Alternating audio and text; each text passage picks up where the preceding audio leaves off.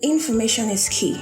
In today's rapidly evolving digital world, information can easily be obtained from various sources: websites, social media, billboard ads, TV commercials, web movies, and I could go on.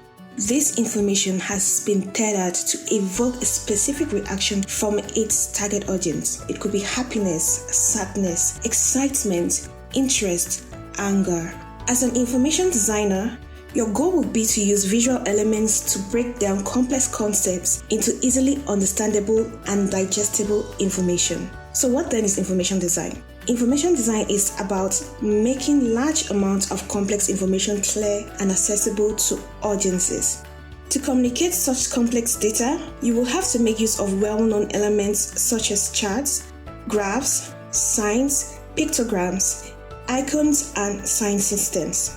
Some very good examples of information design can be seen in our everyday life: wayfinding signage, explainer videos, analytics reports, instruction manuals. This instruction manual has made use of a combination of text, icons, and illustrations to tell a user how to turn a camera on and to keep track of the battery level. Without information design, textbooks, flyers, brochures, ads will be bland and difficult to digest. An understanding of basic design principles will help you effectively communicate to a variety of users.